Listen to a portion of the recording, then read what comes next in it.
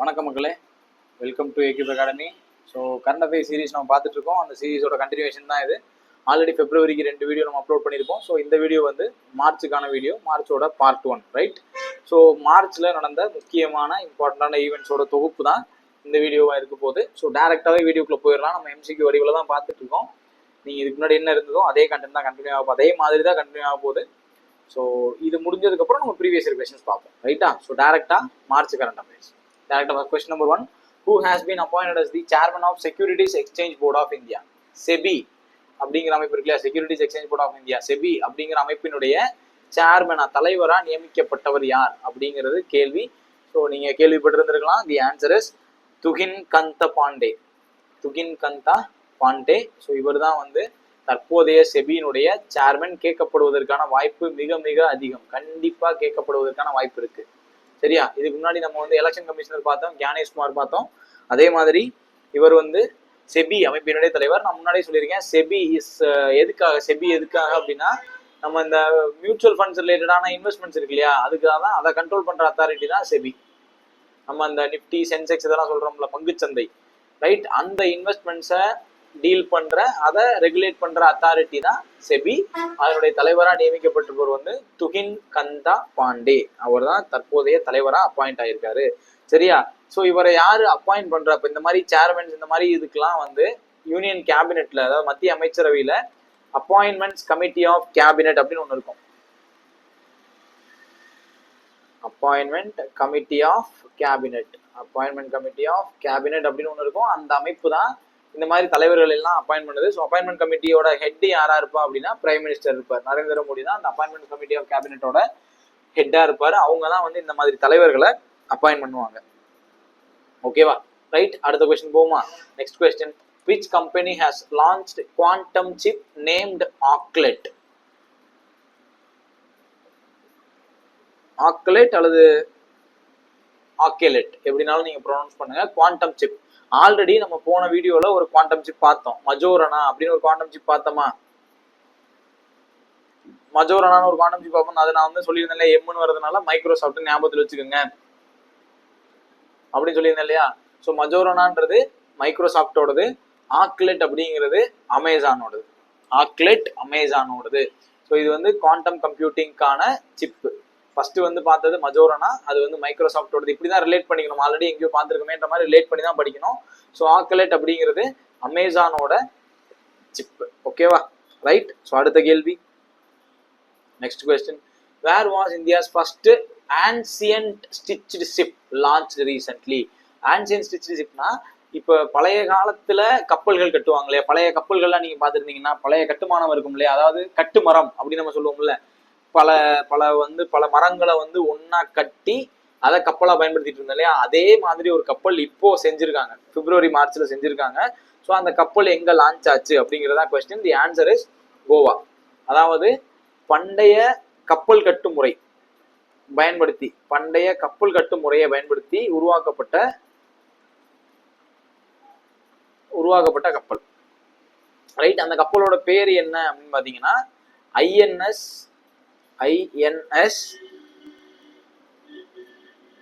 Kaundinya, right? INS Kaundinya. So இதுதான் வந்து அந்த கப்பலினுடைய பெயர், ஐஎன்எஸ் கவுண்டின்யா, ரைட்? இந்த கப்பல் வந்து 5ஆம் நூற்றாண்டை சேர்ந்த 5th century, ரைட்டா? 5ஆம் நூற்றாண்டை சேர்ந்த அஜந்தா கேவ்ஸ் கேள்விப்பட்டிருப்பீங்க இல்லையா? அஜந்தா குகை ஓவியங்கள், அஜந்தா கேவ்ஸ்ல இருக்கக்கூடிய பெயிண்டிங்ஸை பேஸ் பண்ணி கட்டப்பட்டது, based on Ajanta cave paintings. அதே போல ஆன்சியன்ட் ஷிப் பில்டிங் டெக்னிக்ஸை பேஸ் பண்ணி தான் அந்த கப்பலை கட்டியிருக்காங்க. ஆன்சியன்ட் ஷிப் பில்டிங் டெக்னிக்ஸை பேஸ் பண்ணி தான் இந்த ஷிப்பை பில்ட் பண்ணியிருக்காங்க. பேரை ஞாபகம் வச்சுக்கோங்க, ஐஎன்எஸ் கவுண்டியா. எங்க இருந்து லான்ச் ஆயிருக்கு அப்படின்னா கோவால இருந்து லான்ச் ஆயிருக்கு, ரைட்? இது எதுக்காக இப்போ உருவாக்குறாங்கன்னா, இப்போ அன்றைய காலகட்டங்கள்ல இப்போ இந்தியா, இந்தோனேஷியா இந்த மாதிரி நாடுகளுக்கு இடையில வந்து வர்த்தகம் இருந்திருக்கும், கப்பல் வர்த்தகம் இருந்திருக்கும். அந்த ரூட்டை ட்ரேஸ் பண்றதுக்காக, அதை பத்தி ஆராயறதுக்காக உருவாக்கப்பட்டதுதான் இந்த கப்பல் ஐஎன்எஸ் கவுந்தியா. இப்போ எப்படி வேணா இதுல இருந்து கொஸ்டின்ஸை மாத்தி கேட்கலாம். ஐஎன்எஸ் கவுந்தியான்றது என்ன, அதாவது அந்த கவுந்தியாங்கிற கப்பல் வந்து எந்த பெயிண்டிங்ஸை பேஸ் பண்ணது, அது என்ன டெக்னிக்கல கட்டியிருக்காங்க, ஏன் அது இம்பார்ட்டன்ட் இப்படின்ற மாதிரி என்ன வேணா கொஸ்டின் கேட்கலாம். ஸோ நீங்க எல்லாத்தையுமே ரிலேட் பண்ணி படிச்சு வச்சுக்கோங்க. ஓகேவா? So the answer is Goa. இந்த கொஸ்டினுக்கான ஆன்சர் எங்க இருந்து லான்ச் ஆச்சுன்னா கோவால இருந்து லான்ச் ஆச்சு. ஓகேவா? ஸோ அடுத்த கேள்வி, who are the recipients of national Dhanvantari Ayurveda awards? National Dhanvantari Ayurveda award, ஆயுர்வேதத்துக்கான மிக முக்கியமான தேசிய விருது. இந்த விருதை பெற்ற மூவர் யார் யாரு அப்படின்னா தாராசந்த், மாயாராம், சமீர் கோவிந்த். ஓகேவா? தாரா, மாயா, சமீர், 3 பேரை ஞாபகம் வச்சுக்கோங்க. தாராசந்த், மாயாராம், சமீர் கோவிந்த், இவங்க 3 பேர் தான் நேஷனல் தன்வந்திரி அவார்டு, ஆயுர்வேதா அவார்டை வந்து வாங்கினவங்க. ஓகேவா? தாரா, மாயா, சமீர். ரைட்டா? தாரா, மாயா, சமீர். ஓகேவா? ரைட். நெக்ஸ்ட் கொஸ்டின் போலாமா? அடுத்த கேள்வி, which organization has released the report titled becoming a high income economy in a generation? becoming high income economy in a generation அப்படிங்கக்கூடிய ரிப்போர்ட்.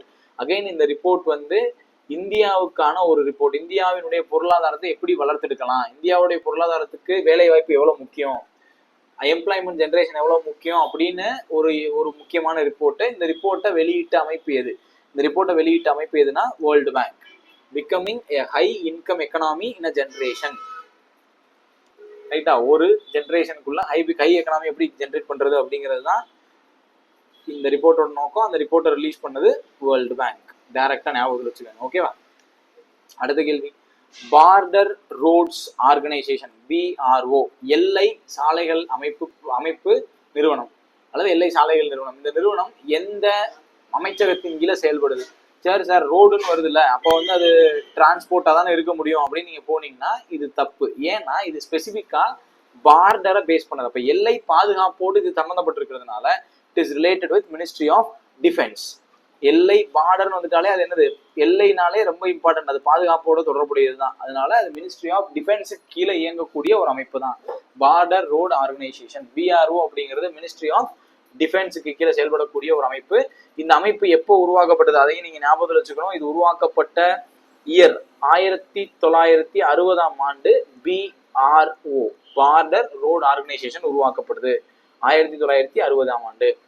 ரைட். இதனுடைய நோக்கம் என்னன்னா இந்தியாவின் எல்லை பகுதியில் இருக்கக்கூடிய இடங்கள்ல முக்கியமான சாலைகள் அமைக்கிறது, அல்லது இப்ப எல்லை பகுதி அப்படின்னாலே பாதுகாப்போடு தொடர்புடையது. அந்த பாதுகாப்பு தளவாடங்களை எடுத்துட்டு போறதுக்கான சாலைகள், அந்த சாலைகளை பாதுகாக்கிறது அல்லது அதை மேம்படுத்துறது, இந்த மாதிரி வேலைகள் செய்யறது தான் இந்த பார்டர் ரோடு ஆர்கனைசேஷனோட பணி. ஓகேவா? ரைட். ஸோ அடுத்த கேள்வி போமா. Next question, as per recent report, which state has emerged as the national leader in mangrove afforestation under MISTI scheme? அப்ப இங்க ஃபர்ஸ்ட் நீங்க என்ன தெரிஞ்சுக்கணும், இந்த கேள்வியிலேயே ஒரு முக்கியமான விஷயத்தை நீங்க தெரிஞ்சுக்கணும். மிஸ்தி அப்படின்னு ஒரு ஸ்கீம் இருக்கு. ரைட்டா? இந்த மிஸ்தி ஸ்கீம் எதோடு தொடர்புடையதுன்னா டைரக்டா மேங்க்ரோவோடு தொடர்புடையது. மேங்க்ரோவ்னா தெரியும் இல்லையா? மேங்க்ரோவ்னா என்னது? மேங்க்ரோவ் காடுகள் படிக்கிறோமா? மேங்க்ரோவ்னா கடல் அலைகளை ஒட்டி, கடலை ஒட்டி உருவாகக்கூடிய காடுகள் தான் மேங்க்ரோவ் காடுகள். அந்த மேங்க்ரோவ் காடுகள் வந்து கடல் நீர் வந்து ஊருக்குள்ள புகாம தடுக்கிறதுல மிக முக்கிய பங்கு வகிக்கும். இப்போ உதாரணத்துக்கு இந்தியாவிலே மிகப்பெரிய மேங்க்ரோவ் வந்து சுந்தரவன காடுகள் நம்ம சொல்றோமா, சுந்தர்பன்ஸ் சொல்றோம். தமிழ்நாட்டுல பிச்சாவரம் இருக்கு. பிச்சாவரம் வந்து மேங்க்ரோவுக்கு ஃபேமஸான ஒரு சைட்டு. ரைட். அப்ப அந்த மேங்க்ரோவ்ஸோட இம்பார்ட்டன்ஸை கொண்டு வரணும். அஃபாரஸ்டேஷனா உருவாக்குறது. ரைட்டா? அப்போ மேங்க்ரோவ் காடுகளை உருவாக்கணும் அப்படிங்கிறது தான் இந்த மிஸ்டி ஸ்கீமோட நோக்கம். அது கொஸ்டின்லேயே கொடுத்துட்டாங்க. இப்போ கேள்வி என்ன, அதுல எந்த ஸ்டேட் டாப்ல இருக்கு emerge as a national leader? The answer is Gujarat. ஓகேவா? ரைட். குஜராத் தான் அந்த இதுல டாப்ல இருக்கு. மிஸ்தி ஸ்கீமை இம்ப்ளிமெண்ட் பண்ணால டாப்ல இருக்கு. ஸோ ஃபர்ஸ்ட் மிஸ்தி அப்படிங்கிறது ஃபுல் ஃபார்ம் என்னன்றது தெரிஞ்சுப்போமா? மேங்க்ரோவ் இனிஷியேட்டிவ் ஃபார் ஷோர்லைன்னா கடல் எல்லை, shoreline habitats and tangible income.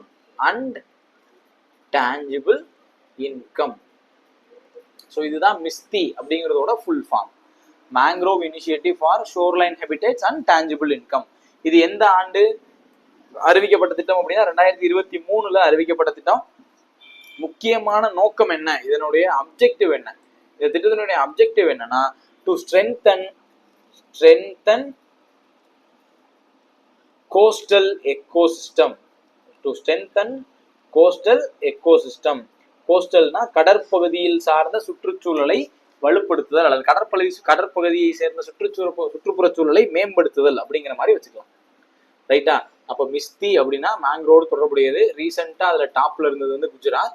அந்த ஸ்கீமோடைய அப்ஜெக்டிவ் என்ன அப்படின்னா கடற்புற சுற்றுச்சூழலை மேம்படுத்துதல் அல்லது கடற்புற சுற்றுச்சூழலை பாதுகாத்தல் அப்படிங்கிற மாதிரி ஞாபகத்தை வச்சுக்கணும். ஓகேவா? ஸோ மிஸ்தி அப்படின்னா மேங்க்ரோடு தொடர்புடையது.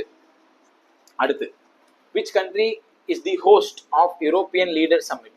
இது வந்து ரொம்ப பேசிக்கான ஒரு கொஸ்டின் தான், கேட்கறதுக்கு வாய்ப்பு இருக்கலாம். ஆன்சர் டைரக்டா நோட் பண்ணிக்கோங்க. யுனைடெட் கிங்டம் அல்லது இங்கிலாந்து. யூரோப்பியன் லீடர்ஸ் சம்மிட், ஐரோப்பிய தலைவர்கள் மாநாடு எங்க நடந்தது அப்படின்னா இங்கிலாந்துல நடந்தது அல்லது யுனைடெட் கிங்டம்ல நடந்தது. இங்கிலாந்துல நடந்தது. ஓகேவா? ரைட். அடுத்த question, geological survey of India GSI அப்படிங்கிற அமைப்பு எந்த அமைச்சகத்தின் கீழே செயல்படுது, எந்த மினிஸ்ட்ரியின் கீழே செயல்படுது? ஜியோலாஜிக்கல் சர்வே, ரைட்டா? It's under with ministry of mines. Mines ministry கீழே செயல்படுது. இப்ப ஏன் இது நியூஸ்ல இருக்கு அப்படின்னா இந்த ஜியோலாஜிக்கல் சர்வே ஆஃப் இந்தியா துவங்கப்பட்டு 175 ஆண்டுகள் ஆயிடுச்சு. Okay, geological survey of India துவங்கப்பட்டு எத்தனை ஆண்டுகள் ஆயிடுச்சு? 175 ஆண்டுகள் ஆகிவிட்டது. அதாவது 1851ஆம் ஆண்டு உருவாக்கப்பட்டது. எஸ்டாப்ளிஷ்ட் என்னது? 1851. Geological survey of India established in 1851. இதனுடைய நோக்கம் என்னன்னா இந்தியாவுக்குள்ள எங்கெங்கெல்லாம் முக்கியமான மினரல் டெபாசிட்ஸ் இருக்குன்றத ஐடென்டிஃபை பண்றதா என்னுடைய நோக்கம். ஓகேவா? அசஸிங் மினரல் டெபாசிட்ஸ், அதுதான் ஜியோலாஜிக்கல் சர்வே ஆஃப் இந்தியாவுடைய நோக்கம். மினரல் டெபாசிட்ஸை அசஸ் பண்றது தான் இதனுடைய நோக்கம். ஓகேவா? ஸோ அது என்ன டிபார்ட்மெண்ட் கீழே இருக்கு, என்ன மினிஸ்ட்ரி கீழே இருக்குன்னா மைன்ஸ் மினிஸ்ட்ரி கீழே இருக்கு. ஓகேவா? ரைட். அடுத்து, which ministry has launched Swalambini initiative to promote women entrepreneurship in India?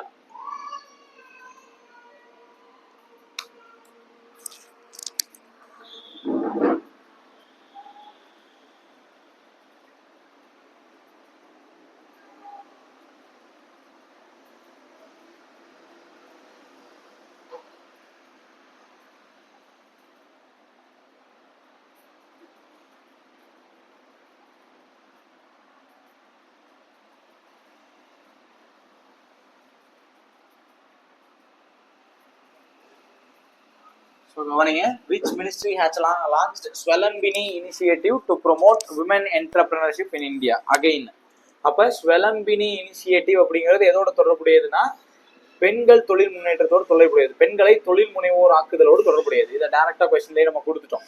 ஓகேவா? ரைட். அப்ப ஸ்வலம்பினி அப்படின்னா விமன் என்டர்பிரினர்ஷிப் அப்படிங்கிறது உங்களுக்கு ஃபர்ஸ்ட் ஞாபகத்துக்கு வந்துடணும். இது என்ன மினிஸ்ட்ரி லான்ச் பண்ணது அப்படின்னா ministry of skill development and entrepreneurship. டைரக்டா நீங்க என்ன போட்டக்கூடாது, உமன் அண்ட் சைல்டு டெவலப்மெண்ட் போட்டக்கூடாது, ஏன்னா விமனோட ரிலேட் ஆனதுனால. இது வந்து ஸ்கில் டெவலப்மெண்ட் மினிஸ்ட்ரியோடு தொடர்புடையது. ஸ்வலம்பினா என்ன ஞாபகத்தில் வச்சுக்கோங்க. ஓகேவா? ஸ்வலம்பினி அப்படிங்கிறது பெண்களை தொழில் முனைவோர் ஆக்குவதற்கான ஒரு திட்டம். இந்த திட்டத்தை ministry of skill development and entrepreneurs டிபார்ட்மெண்ட்டும் நிதி ஆயோக்கும் சேர்ந்து லான்ச் பண்ணியிருக்காங்க. நிதி ஆயோக் தெரியும் இல்லையா? நிதி ஆயோக். ஓகேவா? நிதி ஆயோகம் சேர்ந்து லான்ச் பண்ணியிருக்காங்க. ரைட். எங்க லான்ச் பண்ணாங்க அப்படின்னா மீரட்ல லான்ச் பண்ணியிருக்காங்க. மீரட்ல தான் ஃபர்ஸ்ட் இந்த ஸ்கீம் லான்ச் ஆயிருக்கு. ஓகே, லான்ச் ஆன இடம் வந்து மீரட். ஸோ இந்த ஃபேக்ட்ஸ் எல்லாம் கொஞ்சம் ஞாபகத்தில் வச்சுக்க ட்ரை பண்ணுங்க. ஓகேவா? ஸ்வலம்பினி அப்படின்னா என்னன்னு பாத்துக்கங்க. ரைட். அடுத்தது ஜுவாங்கா ட்ரைப். ஓகேவா? ஜுவாங்கா ட்ரைப் அப்படிங்கிறது எந்த ஸ்டேட்ல அதிகமா இருக்காங்க அப்படின்றது question. So answer is Odisha. Juanga tribe அப்படிங்கிறது ஒடிசால அதிகமா இருக்கக்கூடிய ஒரு ட்ரைப். ஓகேவா? ஸோ நெக்ஸ்ட் கொஸ்டின், நெக்ஸ்ட் ரொம்ப ரொம்ப இம்பார்ட்டன்டான கொஸ்டின். வேர்ல்டு வைல்ட் லைஃப் டேவோட தீம் என்ன? Theme of world wildlife day 2025. So first நான் ஆன்சர் சொல்லிடுறேன், அப்புறம் வைல்ட் லைஃப் டே பத்தி டிஸ்கஸ் பண்ணுவோம். The answer is wildlife conservation, finance, investing in people and planet. Investing in people and planet. Wildlife conservation, finance. So wildlife day என்னைக்கு? March 3. ஓகேவா? March 3 அப்படிங்கிறது தான் wildlife day. Wildlife day அப்படிங்கிறது March 3. So March 3 ஏன் March 3 அப்படின்னா, March 3 ஏன் memory பண்றாங்க அப்படின்னா இதுக்கு முன்னாடி சைட்ஸ் அப்படின்னு ஒரு டிக்ளரேஷன் இருக்கு. சைட்ஸ் அப்படின்னா convention on international trade on endangered species. CITES அப்படிங்கிறது ஒரு டிக்ளரேஷன், ஒரு அதாவது அழிவின் விளிம்பில் இருக்கக்கூடிய விலங்குகளை அல்லது பொருட்களை அல்லது விலங்குகளை வந்து பாதுகாக்கிறதுக்காக உருவாக்கப்பட்டதா இந்த டிக்ளரேஷன்.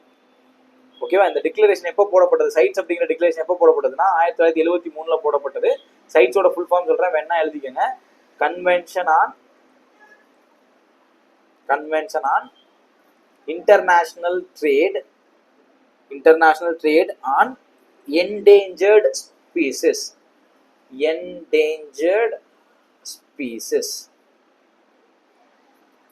ஓகேவா? Convention on international trade on endangered species அப்படிங்கிறது தான் சைட்ஸோட ஃபுல் ஃபார்ம். இந்த சைட்ஸ் வந்து 1973 மார்ச் 3 அப்போ ஏற்றுக்கொள்ளப்பட்டது. அதை வந்து மெமரியில செலிப்ரேட் பண்றதுக்காக தான் மார்ச் 3 வைல்ட் லைஃப் டேவா வச்சிருக்காங்க. ஸோ வைல்ட் லைஃப் டேவோட தீம் என்ன அப்படின்னா wild life conservation, finance, investing in people and planet. So இது 2013 இருந்து அப்சர்வ் பண்ணப்பட்டுக்கிட்டு இருக்கு. 2013 தான் முதல் முறையா இந்த வைல்ட் லைஃப் டே அப்படிங்கிறத அனௌன்ஸ் பண்ணாங்க. ஓகே, எப்போ அனௌன்ஸ் பண்ணாங்க? 2013 அனௌன்ஸ் பண்ணாங்க. சரியா? அடுத்த கேள்வி, again an important question. Which team own Ranji trophy 2024-25? 2024-25 ஆண்டுக்கான ரஞ்சி கோப்பையை வெற்றி பெற்ற அணி எது அப்படின்னா விதர்பா. தி answer is Vidarbha. So Vidarbha team வந்து கேரளாவோட விளையாண்டாங்க ஃபைனல்ல. ஓகேவா? விதர்பா எங்க விளையாண்டாங்கன்னா கேரளாவோட விளையாண்டாங்க. ஸோ கேரளாவோட விளையாண்டு விதர்பா வந்து கப்பை ஜெயிச்சாங்க. இங்க நீங்க என்ன ஞாபகத்தில் வச்சுக்கணும் அப்படின்னா ரஞ்சி டிராஃபி அப்படிங்கிறது கிரிக்கெட்டோடு தொடர்புடைய ஒரு கோப்பை. அதையும் ஞாபகத்தில் வச்சுக்கோங்க. ரஞ்சி டிராஃபி அப்படிங்கிறது கிரிக்கெட்டோடு தொடர்புடைய ஒரு கோப்பை. விதர்பா கப்பு ஜெயிச்சாங்க, கேரளா தோத்துட்டாங்க. ஓகேவா? இதே ஞாபகத்தில் வச்சுக்கணும். அடுத்த கொஸ்டின் போமா? நெக்ஸ்ட் கொஸ்டின் போமா? What is the primary objective of the blue cost mission? Blue cost mission அப்படிங்கிறதோட அப்ஜெக்டிவ் என்ன? ரைட், இந்த ஃபர்ஸ்ட் ப்ளூ கோஸ்ட் மிஷனை லான்ச் பண்ணது யாரு அல்லது அதை துவக்கி வச்சது யாரு அப்படின்னா நாசா. ப்ளூ கோஸ்ட் மிஷன் யாரோடது அப்படின்னா நாசாவோடது. அமெரிக்காவின் விண்வெளி அமைப்பான நாசாவோடு தொடர்புடையது தான் ப்ளூ கோஸ்ட் மிஷன். அந்த ப்ளூ கோஸ்ட் மிஷனுடைய அப்ஜெக்டிவ் என்ன, நோக்கம் என்ன அப்படின்னா to enhance understanding the lunar environment. ஓகேவா? லூனார் என்விரான்மெண்ட் அப்படின்னா வளிமண்டல சுற்றுப்புற சூழலை புரிந்து கொள்வதற்காக அனுப்பப்பட்டதுதான் இந்த ப்ளூ கோஸ்ட் மிஷன். ஓகே, வளிமண்டல சுற்றுப்புற சூழலை புரிந்து கொள்வதுதான் அந்த ப்ளூ கோஸ்ட் மிஷனோட நோக்கம். அந்த ப்ளூ கோஸ்ட் மிஷனை உருவாக்குனது NASA. Understanding of the lunar environment. ஓகேவா? அடுத்த கேள்வி, which city host payment security summit?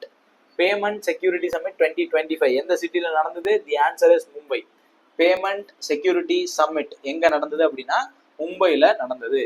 Okay, எங்க நடந்தது? மும்பைல நடந்தது. Payment security summit Mumbai. அடுத்த கேள்வி, which ministry has launched one day as a scientist? ஒரு நாள் ஆராய்ச்சியாளர் அப்படிங்கிற திட்டத்தை துவக்கி வச்ச மினிஸ்ட்ரி எது? ரைட், ஸோ சயின்டிஸ்ட்னு வந்துருச்சு, அப்போ சயின்ஸ் அண்ட் டெக்னாலஜியா இருக்குமா அப்படின்ற மாதிரி தயவு செய்து நேரடியாக அப்படி போயிடாதீங்க. இந்த கொஸ்டினுக்கான ஆன்சர் மினிஸ்ட்ரி ஆஃப் ஆயுஷ். ஆயுஷ்னா தெரியும் இல்லையா? ஆயுஷ்னானது ஆயுர்வேதா, யுனானி, சித்தா, ஹோமியோபதி, இதுதான் ஆயுஷ். ஓகேவா? இந்த மினிஸ்ட்ரி ஆஃப் ஆயுஷ் தான் ஒன் டே சயின்டிஸ்ட் அப்படிங்கிற ப்ரோக்ராமை லான்ச் பண்ணியிருக்காங்க. எதுக்காகனா to engage the students in scientific research. அறிவியல் ஆராய்ச்சியில் மாணவர்களை ஈடுபடுத்துவதற்காக அல்லது அது தொடர்பான ஒரு அறிவினை புகுத்துவதற்காக ஒன் டே அஸ் சயின்டிஸ்ட் ஸ்கீமை லான்ச் பண்ணியிருக்காங்க. லான்ச் பண்ணது யார் அப்படின்னா மினிஸ்ட்ரி ஆஃப் ஆயுஷ். நோட் பண்ணிக்கங்க, இதெல்லாம் வித்தியாசமானது, கவனமா இருக்கணும். ரைட்டா? Next question, who won the doubles title at Dubai Tennis Championship? இது ஏன் நான் வச்சேன் அப்படின்னா அது ஜெயிச்சது ஒரு இந்தியர். So the answer is Yuki பாம்ரி and Alexei Popyrin. Right, Yuki பாம்ரி அப்படிங்கிறவர் வந்து எந்த விளையாட்டோடு தொடர்புடையவர் அப்படின்னா டென்னிஸோடு தொடர்புடையவர். யூகி பாம்ரி அப்படிங்கிறவர் டென்னிஸோடு தொடர்புடையவர், ஒரு இந்திய பிளேயர். ரைட், யூகி பாம்ரி அண்ட் அலெக்சை பாப்பிரின் அப்படிங்கிறவங்க தான் டபுள்ஸ் டைட்டிலை வின் பண்ணாங்க. இவர் இருந்ததுனால தான் நான் கொஸ்டினாவே வச்சேன். ரைட்டா, யூகி பாம்ரி இருந்ததுனால தான் வச்சேன். ஸோ துபாய் டென்னிஸ் யூகி பாம்ரி ஞாபகத்தில் வச்சுக்கோங்க. அடுத்து, which institution has launched the report titled From Borrowers to Builders? Women's role in India's financial growth story.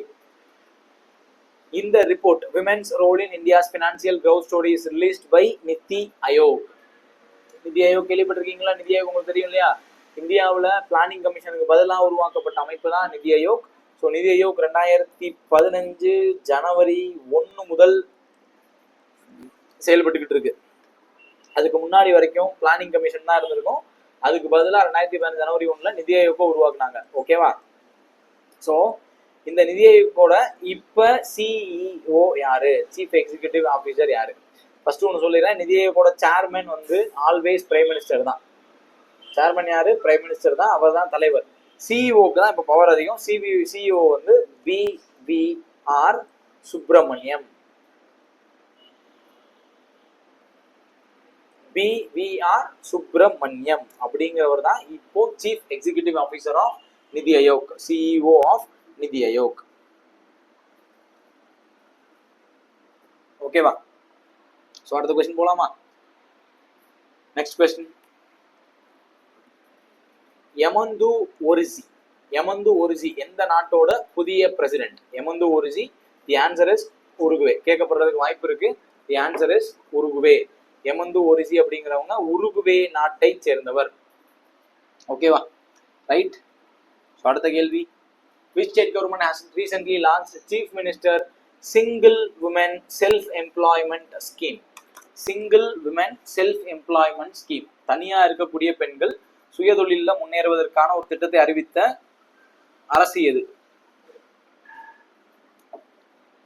So the answer is single women self employment scheme. This is related with Uttarakhand. ஓகேவா? இப்போ single women அவங்க யாரை மீன் பண்றாங்க அப்படின்னா, so widows இருக்கிறதுக்கு வாய்ப்பு இருக்கு. ரைட்டா? விடோஸா இருக்கலாம், அல்லது டைவர்ஸ் விமனா இருக்கலாம். ஸோ இந்த மாதிரி சிங்கிள்டா இருக்கக்கூடிய விமென்ஸுக்கான ஒரு எக்கனாமிக் ஃப்ரீடமை கிரியேட் பண்ணணும். இதோட எய்ம் என்ன? இந்த ஸ்கீமோட எய்ம் என்னன்னா, to create economic freedom. To create economic freedom, பொருளாதார சுதந்திரத்தை உருவாக்குறது தான் இந்த திட்டத்தினுடைய நோக்கம். Single woman self employment scheme, Uttarakhand. ஓகேவா? ஸோ அடுத்த கேள்வி போலாமா? Next question, according to recent report which state has recorded the highest number of gangetic elephant in the country? Gangai நதி டால்பின்கள் அதிகமாக காணப்படக்கூடிய மாநிலம் எது? உங்களுக்கு ஒன்று தெரியும் இல்லையா, இந்த கங்கை டால்பின் அப்படிங்கிறதா இந்தியாவுடைய நீர்வாழ் விலங்கு. இப்ப தேசிய விலங்குன்னு சொல்றோம் இல்லையா, அப்ப தேசிய நீர்வாழ் விலங்கு, நேஷனல் அக்வாட்டிக் அனிமல் அப்படிங்கிறத அந்த கங்கடிக் டால்பின், கேங்கட்டிக் அல்லது கேஞ்சட்டிக். ரைட்? கங்கை நதி டால்பின்கள் தான் national aquatic animal. National aquatic animal, தேசிய நீர்வாழ் விலங்கு. இது அதிகமா எந்த மாநிலத்துல காணப்படுது அப்படின்னா உத்தரப்பிரதேஷ். ரைட்? இங்க எக்ஸ்ட்ரா ஃபேக்ட்ஸா சில ஃபேக்ட்ஸ் நான் சொல்லிடுறேன். ஸோ இந்தியாவில் இருக்கக்கூடிய மொத்த கங்கட்டிக் எலிஃபென்ட்ஸோட கங்கட்டிக் டால்பின்ஸோட எண்ணிக்கை எவ்வளோனா 6327. 6327. இந்த நம்பரை முடிஞ்சாலும் ஞாபகத்தில் வச்சுக்க முயற்சி பண்ணுங்க.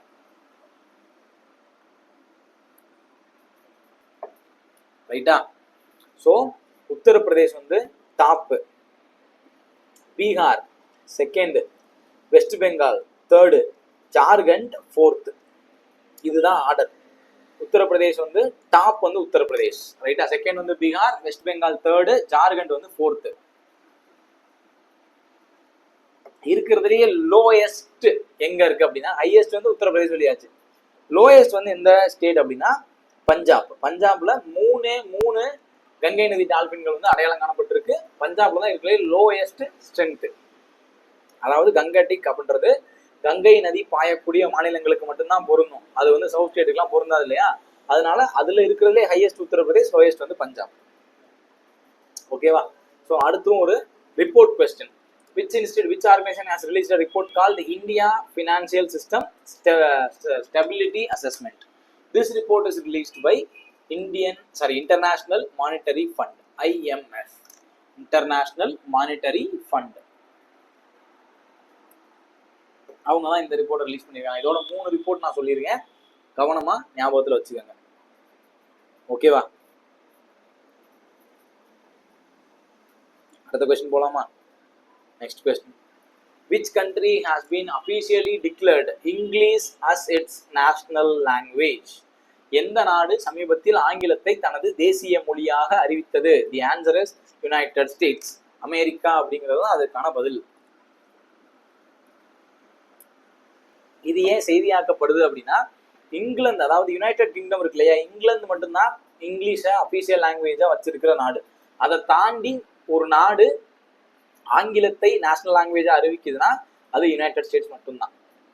ஓகேவா? இந்தியாவுக்கு நேஷனல் லாங்குவேஜ் இருக்கா இல்லையா, தேசிய மொழி அப்படின்னு ஒண்ணு இருக்கா இல்லையா? அப்படி இருந்ததுன்னா அது என்னன்றதை கமெண்ட் பண்ணுங்க. அடுத்த கேள்வி. ரைட், அடுத்த கேள்வி. What is the rank of India in digital user spending as per State of India's Digital Economy Report? SIDE report அப்படிங்கிற ரிப்போர்ட் படி டிஜிட்டல் யூசர் ஸ்பெண்டிங் இந்தியா வந்து எந்த ரேங்க்ல இருக்குன்னு கேட்டிருக்காங்க. தி ஆன்சர், டிஜிட்டல் யூசர்ஸ்னா நவீன தொழில்நுட்பங்கள் அல்லது நவீன டிஜிட்டல் டெக்னாலஜிஸை அண்டர்ஸ்டாண்ட் பண்ணிக்கிட்டதுல இந்தியா 28வது இடத்துல இருக்கு. ஓகேவா? ரைட், இந்தியா 28வது இடத்துல இருக்கு. இந்த ரிப்போர்ட்டை ரிலீஸ் பண்ணது யாருங்க? சைடு ரிப்போர்ட் அப்படிங்கிறது released by ICRIER. ICRIER, Indian council for ICRIER, Indian council for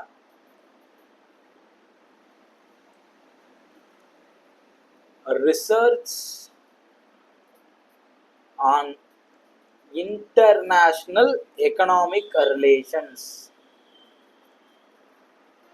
international economic relations அப்படிங்கக்கூடியத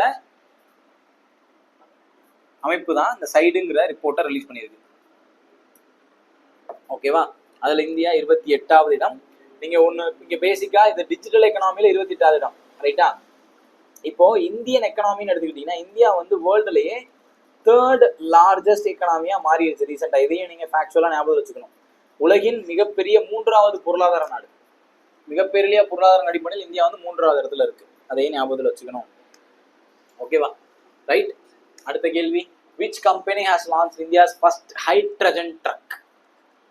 hydrogen ட்ரக்கை லான்ச் பண்ண கம்பெனி எது? The answer is Tata Motors. எதுக்கு லான்ச் பண்றாங்க? To support net zero emissions goal. Net zero emission அப்படிங்கிறது பூஜ்ஜிய எமிஷன்ஸ்னா என்ன சொல்றது, நம்ம வாகனங்கள்ல இருந்து வெளியாகக்கூடிய வேதிப்பொருட்களை குறைக்கிறது அப்படிங்கிறது தான் இதனுடைய நோக்கம். இதுக்கு இந்தியா வச்சிருக்கிற டார்கெட் அல்லது உலகளாவிய நாடுகளுக்கான டார்கெட் எடுத்துக்கிட்டீங்கன்னா 2070 நம்ம நெட் ஜீரோ எமிஷன்ஸ்குள்ள போகணும். அதுக்கு வைக்கப்பட்ட டார்கெட் என்னன்னா நெட் ஜீரோ. ரைட்டா? 2070. இப்ப நீங்க என்ன ஞாபகத்தில் வச்சுக்கணும்னா, அதனாலதான் ரீசெண்டா எல்லா மாநிலங்களுமே எலக்ட்ரிக் வெஹிக்கிள்ஸுக்கு இம்பார்ட்டன்ஸ் கொடுக்குறாங்க. போன வீடியோக்களை பார்த்துருப்போம்.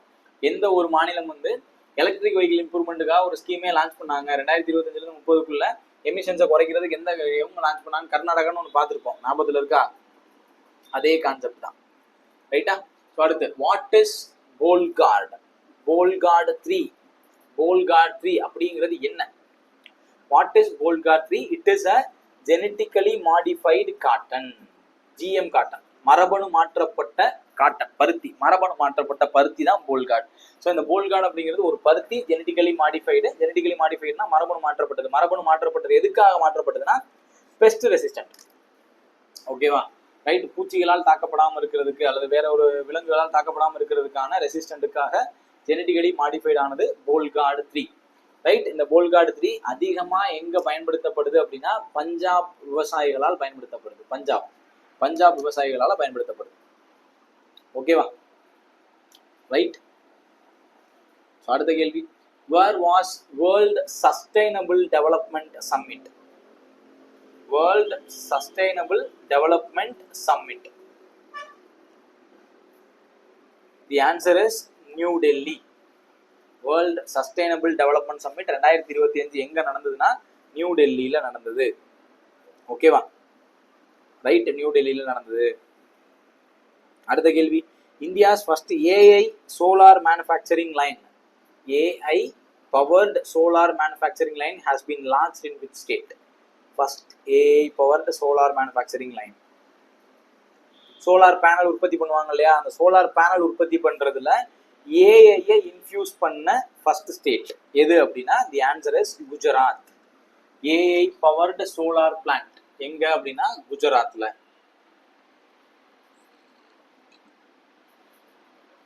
அடுத்த கேள்வி, which country is the host of Sea Dragon 2025? Sea Dragon 2025 naval exercise host பண்ண கண்ட்ரி எது? The answer is United States. ஓகேவா, யுனைடெட் ஸ்டேட்ஸ். இந்த சி டிராகன் அப்படிங்கிறது 5 நாடுகள் சேர்ந்து கூட்டு பயிற்சி செய்யக்கூடிய ஒரு கடற்படை பயிற்சி. ஓகேவா, என்னென்ன நாடுகள் அப்படின்னா India, Japan, US, United states, Australia, south Korea. ஓகேவா, சவுத் கொரியா, ஆஸ்திரேலியா. ஸோ இந்த 5 நாடுகள் சேர்ந்து செய்யக்கூடிய ஒரு கடற்படை பயிற்சி தான் சி டிராகன். இதை இந்த வருஷம் நடத்தின நாடு வந்து யுனைடெட் ஸ்டேட்ஸ். இந்தியா சார்பா P-8I அப்படிங்கிற ஒரு ஏர்கிராஃப்ட் பயன்படுத்தப்பட்டிருக்கு. P-8I அப்படிங்கிற ஒரு ஏர்கிராஃப்டை பயன்படுத்தி இருக்காங்க. யூசஸ் P-8I அப்படிங்கிற ஏர்கிராஃப்டை பயன்படுத்தி இருக்காங்க. ஓகேவா, ரைட். அடுத்த கேள்வி, which state has emerged the top performing state in implementing agriculture infrastructure fund? அக்ரிகல்ச்சருக்கு, அதாவது விவசாயம் தொடர்பான உள்கட்டமைப்பு மேம்பாட்டு நிதியை, விவசாய உள்கட்டமைப்பு மேம்பாட்டு நிதியை அதிகமாக பயன்படுத்திய, சிறப்பாக பயன்படுத்திய மாநிலம் எது? The answer is Punjab. ரைட்டா, இப்போ இந்த நிதினா என்ன? இந்த அக்ரிகல்ச்சர் இன்ஃப்ராஸ்ட்ரக்சர் ஃபண்டுனா என்ன அப்படின்னா, இப்போ அக்ரிகல்ச்சர் ரிலேட்டடா, இப்போ விவசாயி வந்து விவசாயம் பண்ணிடுறான். இப்போ அந்த அந்த பொருட்களை கொள்முதல் பண்ணணும். கொள்முதல் பண்ணிட்டு வந்து அதை நான் ஒரு இடத்துல அதை பாதுகாப்பு வைக்கணும் இல்லையா? அப்போ அதுக்கு இன்ஃப்ராஸ்ட்ரக்சர் எனக்கு தேவை. எனக்கு ஒரு கட்டடம் தேவை, அதுல மலையிலிருந்து பாதுகாக்கிறதுக்கு ஒரு இடம் தேவை, அதை கொண்டு போறதுக்கு வாகனங்கள் தேவை. இந்த மாதிரி இன்ஃப்ராஸ்ட்ரக்சருக்காக சரியாக பணத்தை செலவழித்த மாநிலம் வந்து பஞ்சாப். ஓகேவா, ரைட். அடுத்த கேள்வி, which city is host Khelo India para games? Para கேம்ஸ்னா தெரியலையா? மாற்றுத்திறனாளிகளுக்கான கேலோ இந்தியா ப்ரோக்ராம். மாற்றுத்திறனாளிக்கான கேலோ இந்தியா ப்ரோக்ராம் 2025 எந்த சிட்டியில நடந்துச்சு? The answer is new Delhi.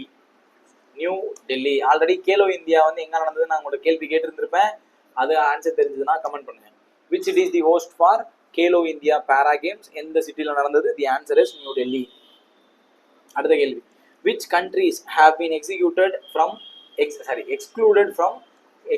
from FIFA World Cup 2026? 2026 ஆண்டுக்கான FIFA வேர்ல்டு கப்பில் இருந்து வெளியேற்றப்பட்ட நாடுகளுக்கு. FIFA அப்படிங்கிறது உங்களுக்கு தெரியும், ஃபுட்பாலோடு தொடர்புடையது. ஓகேவா, அந்த FIFA வேர்ல்டு கப்ல இருந்து 2026 இருந்து வெளியேற்றப்பட்ட நாடுகள் எது அப்படின்னா 3 நாடுகள். ஒன்று Pakistan, Russia, Congo. So Pakistan ஏன் வெளியேற்றப்படுது அப்படின்னா FIFA சொன்ன விதிமுறைகளை பாகிஸ்தான் கால்பந்து அணி ஏற்றுக்கொள்ளலை, அதனால வெளியேற்றப்பட்டுச்சு. ரஷ்யா உங்களுக்கு தெரியும், ரஷ்யா உக்ரைன் போர் போயிட்டு இருக்கிறதால ரஷ்யா பங்கு பெறலை. காங்கோ ஏன் பங்கு பெறலைன்னா அங்க நடந்த உள்நாட்டு தீவிரவாதம், காங்கோக்குள்ள நடந்த உள்நாட்டு தீவிரவாதத்தினால காங்கோவும் வெளியேற்றப்படுது. இந்த 3 நாடுகள் வந்து எக்ஸ்க்ளூடட். ஓகேவா, அடுத்த கேள்வி, கோல்டன் டோம் ரொம்ப ரொம்ப முக்கியமானது. Golden dome is a missile defense program of which country? The answer is United States.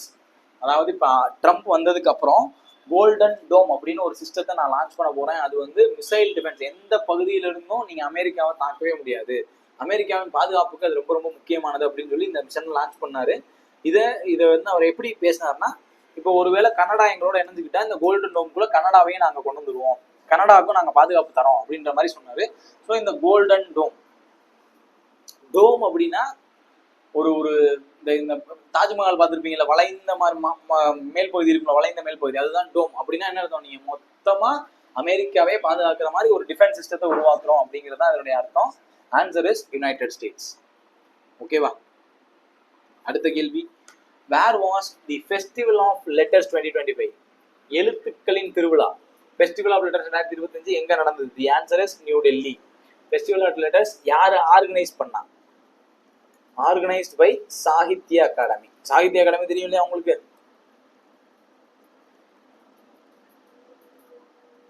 Sahitya Akademi தான் இந்த திருவிழாவை நடத்தினாங்க. ஃபெஸ்டிவல் ஆஃப் லெட்டர்ஸை யார் நடத்தினா? சாகித்ய அகாடமி நடத்தினாங்க. எங்க நடத்தினாங்க அப்படின்னா டெல்லியில.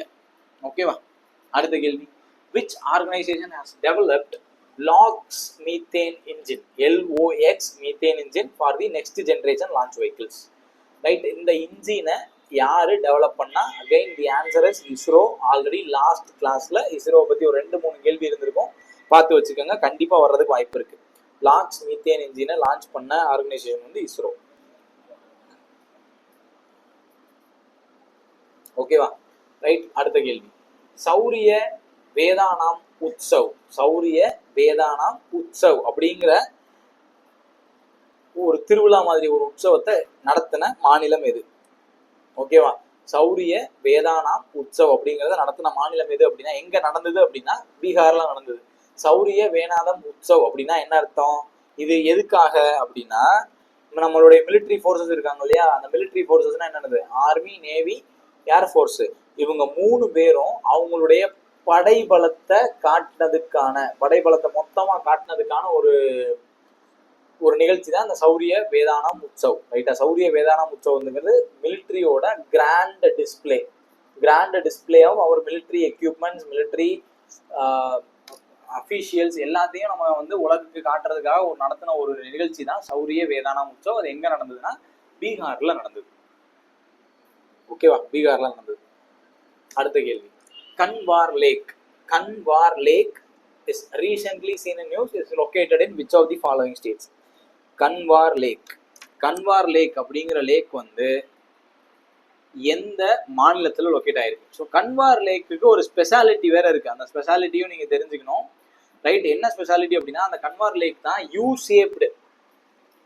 ரைட். ஸோ யூ ஷேப்டுனா எப்படி? இப்போ உங்களுக்கு புரிய வைக்கிறதுக்காக ட்ரை பண்ணேன். இப்போ அதுக்கு ஆன்சர் வந்து பீகார். ஞாபகத்தில் வச்சுக்கோங்க, பீகார். இதுதான் ஏசியாவிலேயே largest, okay, Asia's largest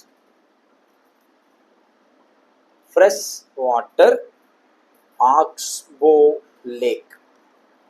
Expo lake அப்படின்னா, இப்போ ஒரு காளையினுடைய திமிழ் இருக்கும் இல்லையா, காளையினுடைய திமிழ் எப்படி வளைந்து இருக்குமோ, உதாரணத்துக்கு இப்படி வளைந்து இருக்குமா? ரைட். யூ ஷேப்டா இருக்குமா? யூ ஷேப் மாதிரி இருக்குமா? நான் சொல்றது உங்களுக்கு புரியுதா? U shaped. அப்ப ஏசியாலேயே largest U shaped lake, fresh water U shape லேக்ன்றது இந்த கன்வார் லேக். ரைட். அந்த கன்வார் லேக் எங்க லொக்கேட் ஆயிருக்கு அப்படின்னா பீகார்ல லொக்கேட் ஆயிருக்கு. இதெல்லாம் ஸ்ட்ராட்டஜிக்கல கேட்கப்படுறதுக்கு வாய்ப்பு இருக்கு. அடுத்த கேள்வி, global terrorism index. Global terrorism index 2025ங்கிற ரிப்போர்ட்டை ரிலீஸ் பண்ண அமைப்பு எது? The answer is institute for economics and peace. Institute for economics and peace, பொருளாதார மற்றும் அமைதிக்கான நிறுவனம். அந்த நிறுவனம் தான் ஐஇபி. அவங்க தான் குளோபல் டெரரிசம் இண்டெக்ஸை லான்ச் பண்ணியிருக்காங்க. மொத்தமா இந்த பட்டியல்ல 163 நாடுகள் இருந்தது. 163 நாடுகள் இருந்தது. அதில் முதலிடத்துல இருந்த நாடு பேர் வந்து என்ன அப்படின்னா பர்கினா ஃபசோ. பர்கினா ஃபசோ அப்படிங்கிறது தான் இந்த குளோபல் டெரரிசம், அதாவது தீவிரவாதத்தால் அதிகமாக பாதிக்கப்படக்கூடிய நாடுகளின் பட்டியல் தான் இது. இதை ரிலீஸ் பண்ணது ஐஇபி. அதுல ஃபர்ஸ்ட் பிளேஸ்ல இருந்து பர்கினா ஃபசோ, செகண்ட் பிளேஸ்ல இருந்து பாகிஸ்தான். இது நமக்கு தெரிஞ்சதுதான். ஓகேவா? பாகிஸ்தான் 2வது இடம், இந்தியா வந்து 14வது இடம், 14th பிளேஸ். குளோபல் டெரரிசம் இண்டெக்ஸ்ல இந்தியாவினுடைய இடம் வந்து 14. மொத்தமா இருந்த நாடுகள் வந்து 163, இந்தியா அதுல 14. அப்படின்னா என்ன அர்த்தம்னா, மோசமாக தீவிரவாதத்தால் பாதிக்கப்படக்கூடிய நாடுகளின் பட்டியல்ல இந்தியா 14வது இடத்துல இருந்தது. ஓகேவா? அடுத்த கேள்வி, which organization has developed Brahmastra missile? Brahmastram அப்படிங்கிற மிசைலை லான்ச் பண்ண அமைப்பு எது? அகைன் பிரம்மாஸ்திரா அப்படிங்கிறது long range anti ship missile. Long range anti ship missile. ஓகேவா? கடல் வழியா தாக்குதல் நடத்தக்கூடிய ஒரு மிசைல் தான் இந்த பிரம்மாஸ்திரா. இதை லான்ச் பண்ணது யாரு அப்படின்னா DRDO, defence research and development organisation. நல்லா ஞாபகத்தில் வச்சுக்கோங்க. ஏதோ ஒரு மிசைலு அல்லது ஒரு டேங்க், அதாவது இந்தியாவினுடைய பாதுகாப்பு தொடர்பா ஏதாவது ஆயுதமோ இந்த மாதிரி மிசைலோ உருவாக்குறாங்க அப்படின்னா உருவாக்கக்கூடிய முழு அதிகாரமும் DRDO தான் இருக்கு, defence research and development organisation. இந்த பிரம்மாஸ்திரா மிசைல் அப்படிங்கிறது கிட்டத்தட்ட 1500 கிலோமீட்டர் ரேஞ்ச் வரைக்கும் போய் தாக்கும். ஒரு முறை ஏவப்பட்டா 1500 கிலோமீட்டருக்கு போய் 1500 கிலோமீட்டருக்கு அப்பால் இருக்கக்கூடிய ஒரு இலக்கை கூட இந்த பிரம்மாஸ்திரா மிசைல்னால தாக்க முடியும். அதனாலதான் இதை லாங் ரேஞ்ச் ஆன்டி ஷிப் மிசைல்னு சொல்றோம். இதனுடைய ரேஞ்ச் வந்து 1500 கிலோமீட்டர். ஓகேவா? அடுத்த கேள்வி, Where was Amrut Biodiversity Park? Amrut Biodiversity Park located at Delhi. Amrut biodiversity park எங்க லொகேட் ஆயிருக்குன்னா டெல்லியில லொகேட் ஆயிருக்கு. Amrut biodiversity park Amrut biodiversity park Delhi. அடுத்த கேள்வி, which national park in Madhya Pradesh has been declared as 58th tiger reserve in India? இந்த question வச்சதுக்கான காரணம் என்னன்னா, இந்தியாவில் இருக்கக்கூடிய டோட்டல் டைகர் ரிசர்வ்ஸ் எத்தனை, டோட்டல் டைகர் ரிசர்வ்ஸ் புலிகள் பாதுகாப்பகங்கள் எத்தனை இருக்குன்னா 58 இருக்கு. ரீசெண்டா வந்ததுதான் இந்த மாதவ் நேஷனல் பார்க். இந்த மாதவ் நேஷனல் பார்க் எங்க இருக்கு அப்படின்னா மத்திய பிரதேசல இருக்கு. ஸோ மத்திய பிரதேசல இருக்கக்கூடிய மாதவ் நேஷனல் பார்க் 58வது புலிகள் பாதுகாப்பகமா இருக்கு. அப்ப இந்தியாவில் இருக்கக்கூடிய மொத்த புலிகள் பாதுகாப்பகத்தினுடைய எண்ணிக்கை வந்து 58 கேட்கப்படுறதுக்கான வாய்ப்பு இருக்கு. ஓகேவா, right. Who has become World Junior Chess Championship 2025 at Petrovoc, Montenegro? இப்போ இது அடுத்த கேள்வி. 2025ஆம் ஆண்டுக்கான வேர்ல்டு ஜூனியர் சாம்பியன்ஷிப் எங்க நடந்துச்சுன்னா மாண்டிஜெனரோல நடந்துச்சு, மாண்டினெக்ரோ நடந்துச்சு. இதை ஞாபகத்தில் வச்சுக்கோங்க, ரைட்டா, மாண்டினெக்ரோ. இதுல ஜெயிச்சது யாரு அப்படின்னா பிரணவ் வெங்கடேஷ் அப்படிங்கக்கூடிய இந்தியன் பிளேயர். ரொம்ப ரொம்ப இம்பார்ட்டன்ட். பிரணவ் வெங்கடேஷ் எதோடு தொடர்புடையவர்னு டைரக்டா கேட்பாங்க. பிரணவ் வெங்கடேஷ் வந்து செஸ்ஸோடு தொடர்புடையவர். அவர் சமீபத்தில் நடந்த வேர்ல்டு ஜூனியர் செஸ் சாம்பியன்ஷிப்ல ஜெயிச்சிருக்காரு. ஓகேவா, ஞாபகத்தில் வச்சுக்கலாம்ல, ரைட். அடுத்த கேள்வி, ரீசெண்டா ஒரு முக்கியமான வேர்டு, ஃபர்ஸ்ட் இந்தியன். அடுத்த கேள்வி, first Indian to honoured with the Ramsar award for wetland wise use.